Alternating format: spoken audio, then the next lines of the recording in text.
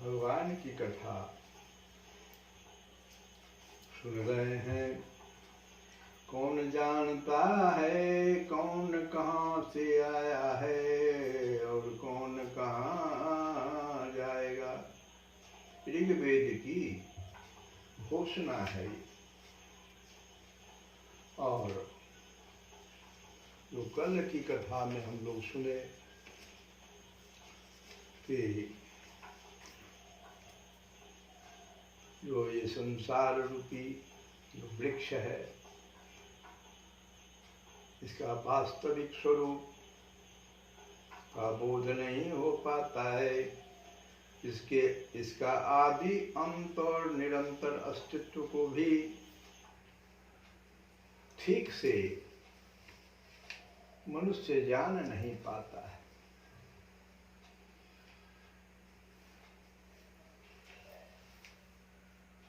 और भौतिक सुखों को प्राप्त करने के जीवात्मा के सभी प्रयास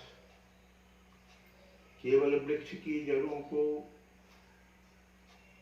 और अधिक भूमि पर भेजकर उसे पुनः अधिक विकसित करना ही तो हो जाता है।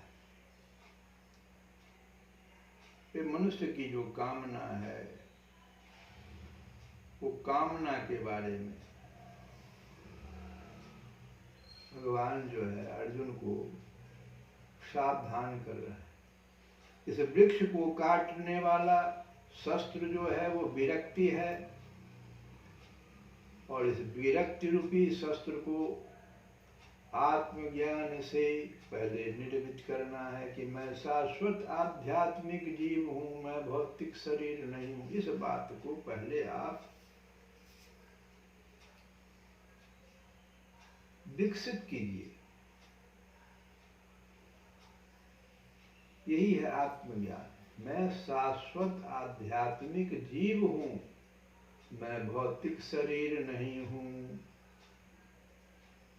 और इस आनंद को, जो ये शाश्वत दिव्य आनंद है जिसको हमको प्राप्त करना है, वो भौतिक पदार्थ से नहीं प्राप्त किया जा सकता।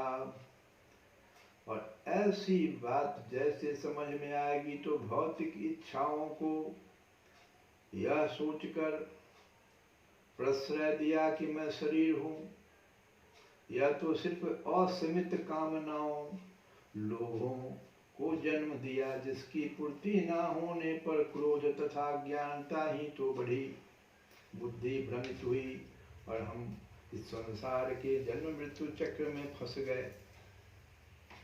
तो भगवान कहते हैं कि नाम रूपी साधन से, माने मेरा आश्रय ले लो।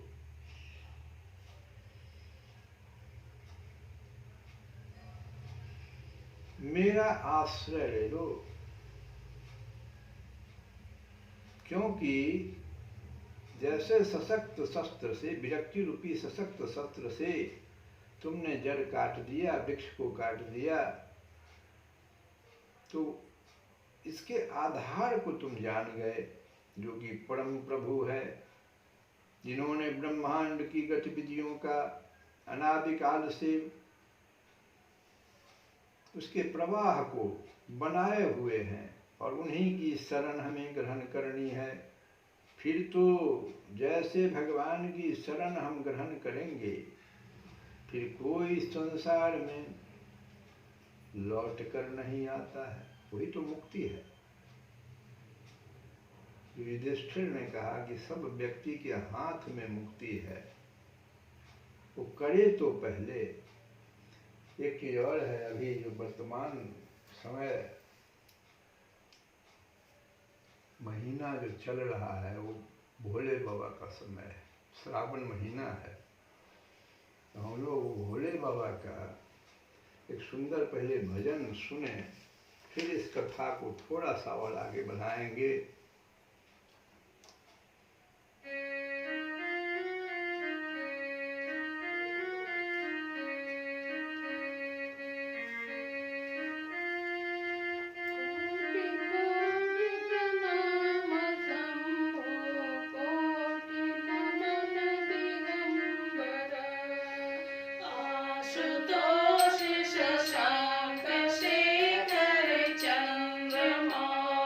Chidam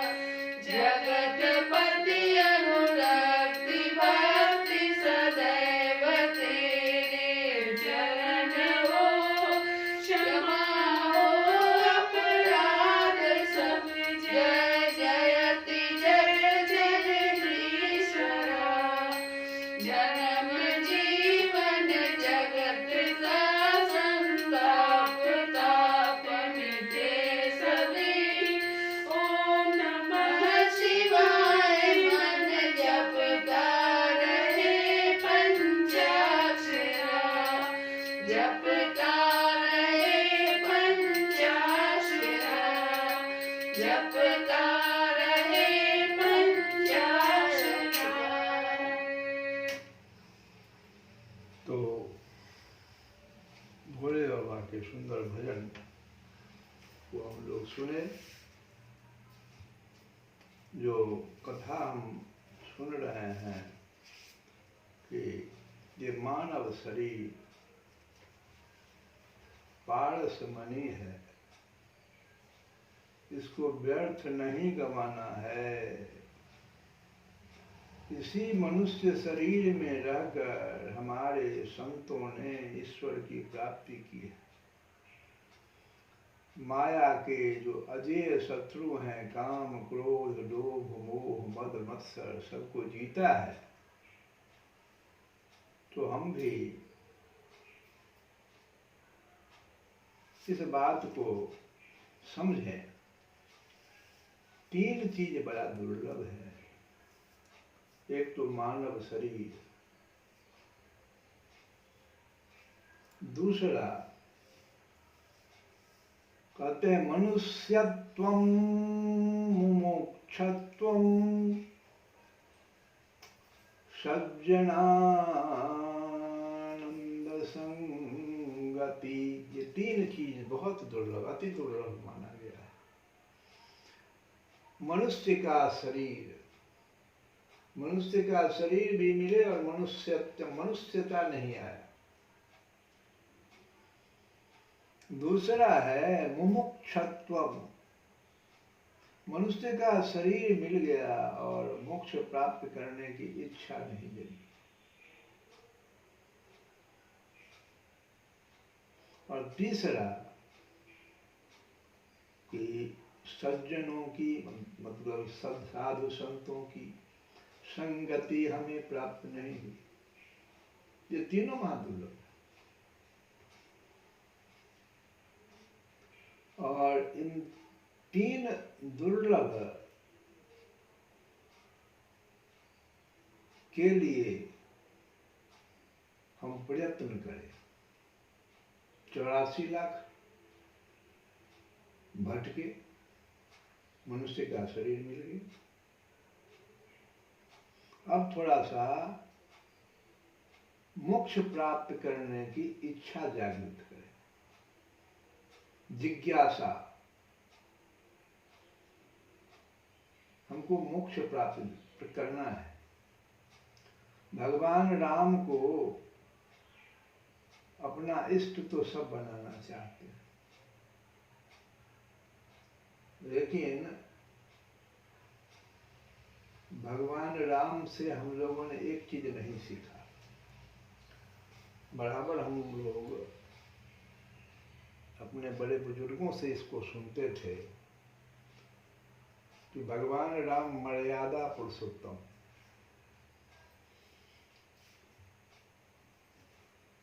हमेशा उन्होंने अपने पूरे मानव जीवन में अपने स्वरूप की मर्यादा का कभी उल्लंघन नहीं किया।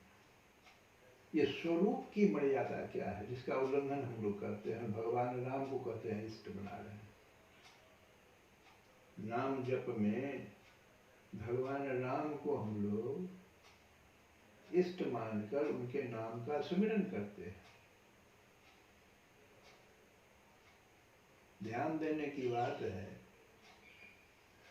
यज्ञ है, तप है, पूजा है, पाठ है, क्या ये हम ही लोग कर रहे थे? असुर पक्ष नहीं करते थे क्या?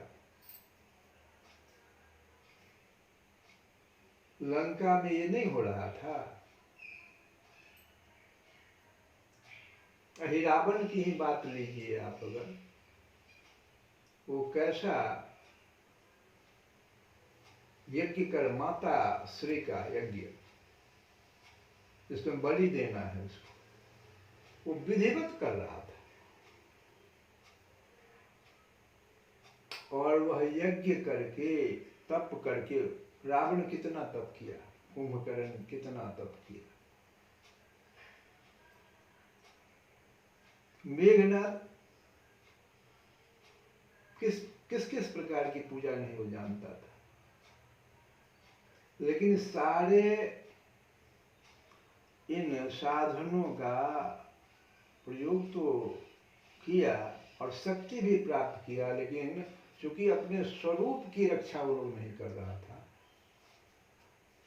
तो उस शक्ति को वह अमर्यादित ढंग से प्रवाह कर देता था, इसीलिए असुर कहलाता था। भगवान राम स्वरूप की दृष्टि से पुत्र भी हुए, किसी के पति हुए, किसी के भाई हुए, राजा हुए। इन सारे स्वरूपों की और इसके मर्यादा का उन्होंने उल्लंघन नहीं होने दिया। उदाहरण तो आपका सबसे पहला उदाहरण तो पुष्प वाटिका से ही शुरू होता है। जब भगवान 15 साल के आसपास थे और जैसे ही सीता माता पे दृष्टि जैसे इनकी पड़ी, तुरंत सावधान हुए और वहाँ वो कह रहे हैं कि हमारे रघुवंशियों का तो ऐसा नहीं है आचरण। गुरु से आकर के उन्होंने कहा भी कि देर क्यों हो गई, प्रायश्चित के रूप में गुरु से उन्होंने आके कह दिया, स्वरूप का उल्लंघन नहीं होने दिया। जटायु के साथ जो प्रसंग है उसमें भगवान जटायु से कहते हैं कि जाना वहां मेरे पिता से तुमको मुलाकात वहां होगा, लेकिन कभी भी इस बात की चर्चा नहीं करना कि उनके पुतोहु को रावण ले गया और राम जो है दोनों भाई वन में भटक रहे हैं, ये चर्चा नहीं करना अभी। नहीं तो राम होने का मेरा इस जो राम जो उनका नाम है वो होने का वो उल्लंघन हो जाएगा। ये तब बताना जब वो रावण स्वयं जाएगा वहां, वही बताएगा। विभीषण के साथ देखो, जितने भी भगवान के मंत्री लोग हैं सब लोग कह रहे हैं कि ये असुर पक्ष का आदमी है, ये आपके शरण में आया है, इसको मत दीजिए सर। भगवान कहते हैं कि नहीं, ये तो रघुवंशियों का ऐसा नियम ही नहीं है, जो मेरे शरण में आ जाएगा, शरणागति मांगेगा, उसको तो हम शरण देंगे ही। अगर ये फिर उसका उल्लंघन करेगा तो फिर हम उपाय उसका खोजेंगे। लेकिन शरण में आए हुए व्यक्ति का हम तिरस्कार नहीं कर सकते। ये भगवान का जो उसके बाद राजा जब हुए तब देखिए आप, एक कैसी छोटी सी घटना पर कितना बड़ा निर्णय उन्होंने ले लिया। भगवान अपने स्वरूप की मर्यादा का कभी उल्लंघन नहीं की। तो मेरा कहना आज की कथा में इतने है, छोटी सी बात जो सबों से प्रार्थना के रूप में है कि आप जो कुछ हैं, आप किसी के पुत्री हैं, किसी की माँ हैं, आप जिस स्वरूप में हैं, कहीं से अगर नाम जप से या किसी चीज से, अगर कोई साधन से, पूजा से, पाठ से, जो भी असुर का जो उदाहरण लिए, वो भी तो यज्ञ कर रहा था, वो भी तो जप कर रहा था, तप कर रहा था, शक्ति तो प्राप्त किया, लेकिन अपने स्वरूप का, उसकी मर्यादा का उल्लंघन कर देता था। ये मत कीजिएगा, भगवान राम से सीखिए। प्राण जाए पर वचन न जाए। तो हम लोग भगवान से ये शिक्षा लेते हुए और विनय पत्रिका के उसी भजन को पुनः दोहरा देंगे कि राम राम राम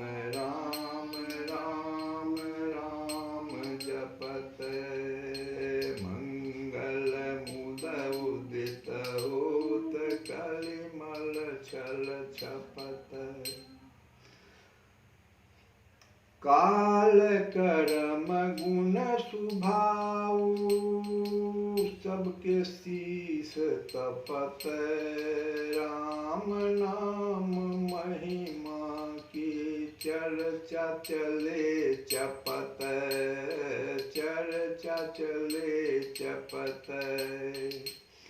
साधन बिनु सिद्धि सकल विकल रोग लपत। कलयुग बर बनिज विपुल नाम नगर खपत। राम राम राम राम राम राम जपत। कहते काल कर्म गुण। तो ये काल कर्म गुण क्या है? सत्व रज और तम और जो स्वभाव। काल कर्म गुण स्वभाव। तो काल कर्म गुण और स्वभाव ये सभी के सिरों पर सबके शीश तपत। इससे नहीं आप भाग सकते। सत्व रज और तम ये काल कर्म गुण हुए और स्वभाव, उससे जो आपका स्वभाव बन गया, ये सभी के सिरों पर तप रहे हैं। अर्थात इनके प्रभाव से सभी को दुख भोगना और कर्म करना पड़ता है। परंतु श्री राम नाम की महिमा की चर्चा आरंभ होते ही ये सब दब जाते हैं, इनका कोई प्रभाव नहीं रह जाता। इसलिए राम नाम का जप करो। राम नाम महिमा की चर्चा चले चपत। सब भाग जाता है। नहीं तो ये सभी के सिरों पर तप रहे हैं, इसके प्रभाव से सभी को दुख भोगना पड़ता है, कर्म करना पड़ता है। वैसा ही कर्म हो जाता है ना। जैसा हमारा गुण बनता है सत्व रज और तम से, वैसा ही कर्म बन जाता है। उसी प्रकार का काल का समय वैसा ही हमारे सामने उपस्थित हो जाता है। दुख का समय आ गया, काल बन गया, वैसा ही समय आ गया। और स्वभाव भी हमारा वैसा ही हो जाता है।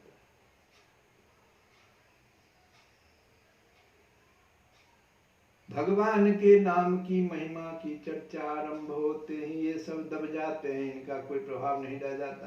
फिर आगे तुलसीदास कहते हैं, लोग बिना ही साधनों के सारी सिद्धियां पाने के लिए व्याकुल हैं। साधन बिनु सिद्धि सकल विकल लोग लपत। लपत पाने की इच्छा। बिना ही साधनों के लोग सारी सिद्धियां पाने के लिए व्याकुल हैं। पर यह कब संभव है? कलयुग बर बनिज विपुल नाम नगर खपत।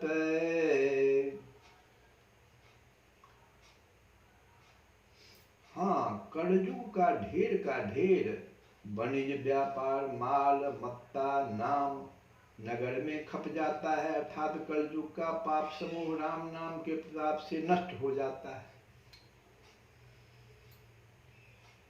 भगवान के नाम रूपी साधन को तुलसी बाबा बार बार कहते हैं कि इस साधन को पकड़ो। आगे तुलसी बाबा कहते हैं अंत में कि नाम सो प्रतीत प्रीति हृदय सुधीर थपत। नाम सो प्रतीत प्रीति हृदय सुधीर थपत। पावन किए रावण रिपु तुलसियों से अपत। तुलसियों से अपत। राम राम राम राम राम राम राम राम। नाम में विश्वास और प्रेम करने से हृदय भली भांति स्थिर शांत हो जाता है। नाम सो प्रतीति प्रीति। पहला जो इस साधन में चलने में जो पहला जो सीढ़ी आता है ना, वो है जिज्ञासा। और जिज्ञासा के बाद जो दूसरा, जैसे जिज्ञासा हुआ और हम थोड़ा सा बढ़ने की कोशिश किए तो मन हमारा साथ नहीं देने लगता है। वहीं पर हमको ये देखना है कि काल कर्म गुण और स्वभाव हमारा कैसा बन गया है, कहाँ गड़बड़ी है। सबसे पहले गुण पर ध्यान देना है। सत्व रज और तम, जैसा आहार वैसा शरीर और उसी प्रकार का मन, क्योंकि शरीर और मन एक दूसरे के बहुत नजदीक है, दूसरे से लेन देन करता रहता है। सारी इंद्रियां शरीर के लिए कार्य करती है और मन उसको कंट्रोल किए हुए है। तो शरीर इंद्रियों के द्वारा, इंद्रियों के विषयों के द्वारा मन को पुष्ट करता रहता है। और शरीर को जैसा आहार हम देते हैं, सात्विक देते हैं, तो सात्विक विषयों की ओर ले जाता है, मन को पुष्ट कर देता है सात्विक विषयों से। आहार के शुद्धिकरण पर बहुत ध्यान देने की जरूरत है। नाम में तब विश्वास आएगा। कहते हैं नाम सो प्रतीति प्रीति, तुलसी बाबा कह रहे हैं। तब नाम में विश्वास और प्रेम करने से हृदय भली भांति स्थिर हो जाता है, शांत हो जाता है। हृदय स्थिर और शांत माने मन शांत। मन की अशांति में हृदय में अशांति दिखाई पड़ता है। हृदय भली भांति स्थिर और शांत हो जाता है। राम जी के नाम ने रावण सरीखे शत्रु। तुलसी बाबा कहते हैं पावन की रावण रिपु। नाम, राम जी के नाम ने रावण सरीखे शत्रु और तुलसी सरीखे पतित को भी।